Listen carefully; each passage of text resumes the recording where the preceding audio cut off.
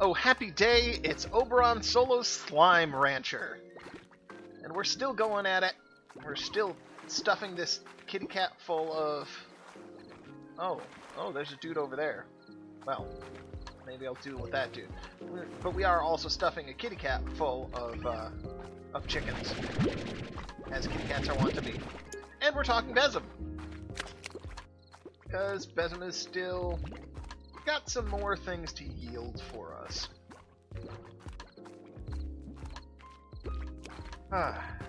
Where was I? Magic system. Alright. So I touched a little bit on how I hybridized the dynamic sorcery and generic magic this the last time.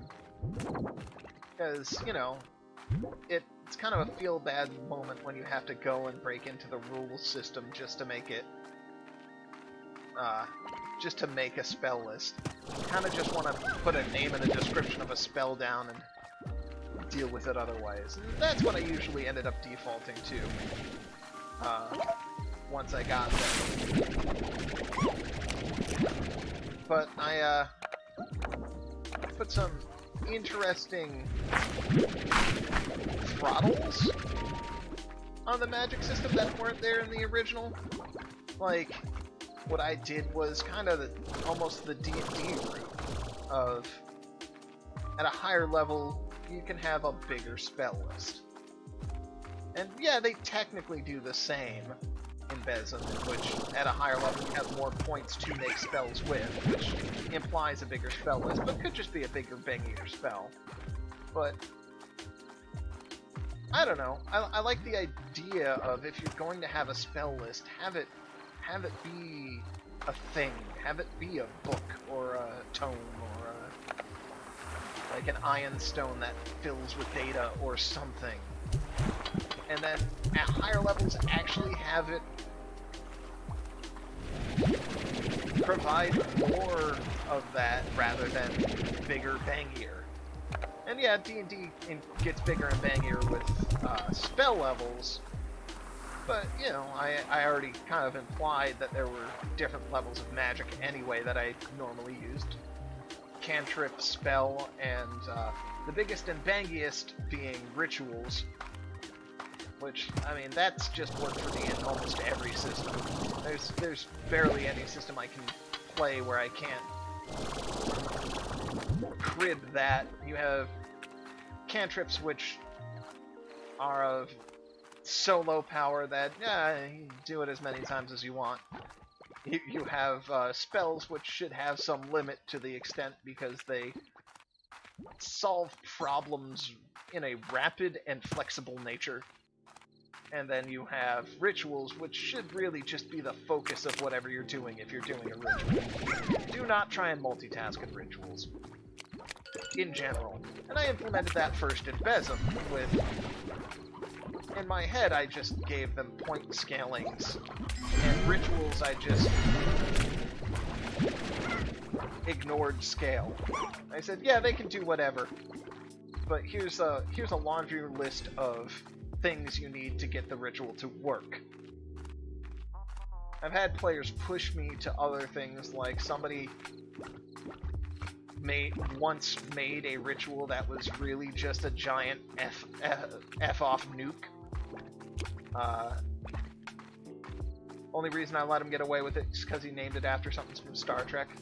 It was Shaka When the Walls Fell. It was a good time, though. It made me laugh. But in general, you know, their rituals are robust story solutions that are multifaceted, and I don't even bother. I will make them more challenging if they are overpowered, rather than bother actually reporting how many physical points in the BESM system a ritual takes.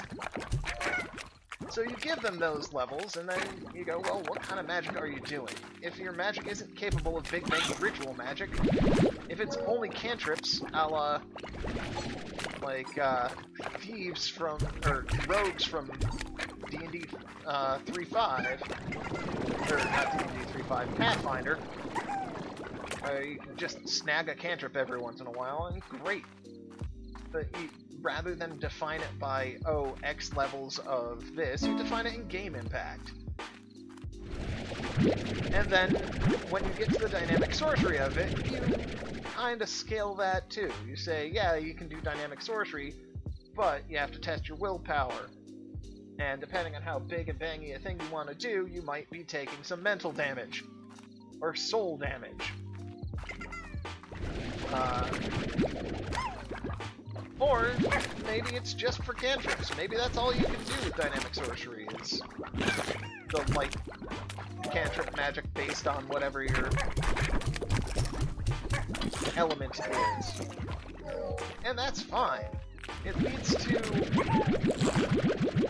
specialized but flexible characters, which is great.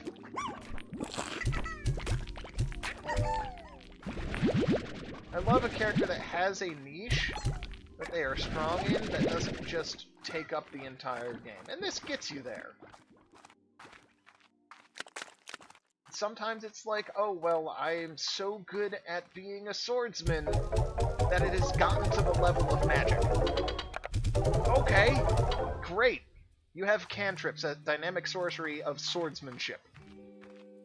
You can only do stuff, cantrips that have to deal with swordsmen, but you can do them. Go for it. It enables so much that is just not there.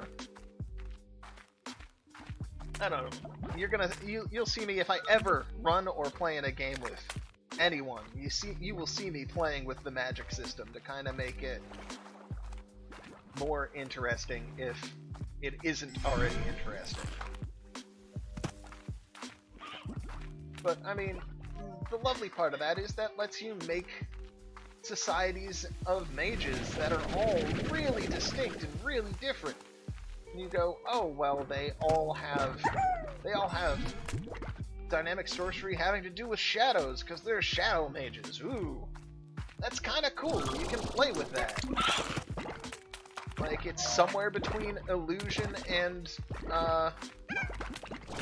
like negative energy.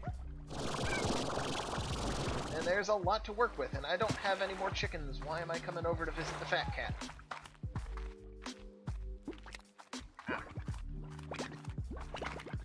I don't know. I always felt that worked better as a magic system in general.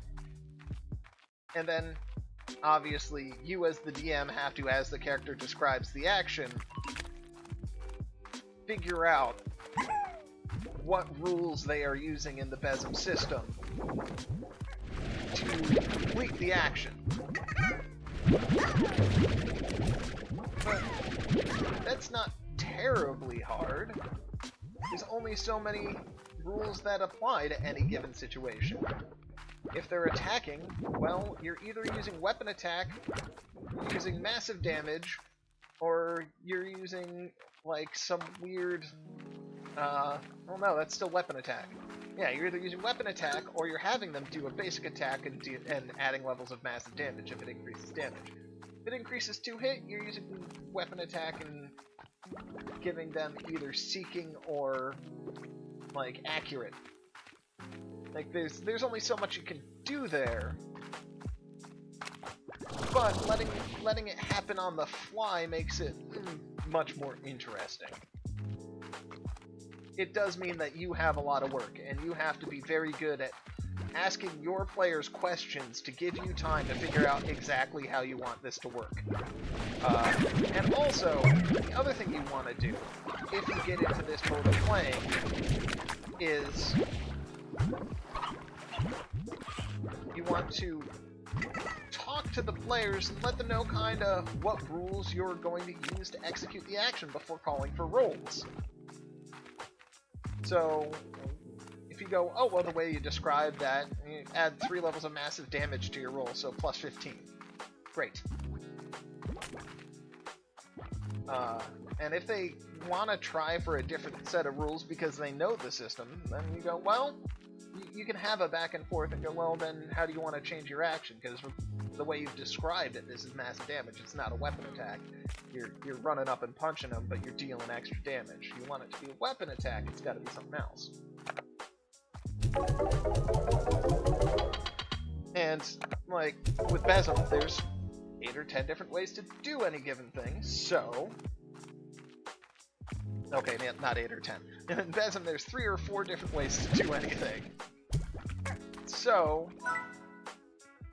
you can kind of work different ways and different methods for different types of characters into the system through this back and forth. Like, oh, that's how you guys do this. You specifically want to use weapon attack for this, therefore you're doing something weird with ki to shoot a Hadoken.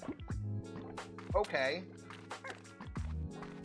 I get that. I understand that. That's pretty common in Street Fighter, so you know what that trope is. It's not massive damage, it's weapon attack.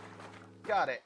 And people from your organization also think about their attacks in that same way. They're going to use ki to customize their attacks rather than, striking a weak point for massive damage. Yep. That's a rooster with 2 hens. That's all I need. Perfect. I've just one slime rancher. And with that, I'm going to call it for this episode. Next time on Oberon Solo Slime Rancher, I'm going to talk more robustly about skills and BESM.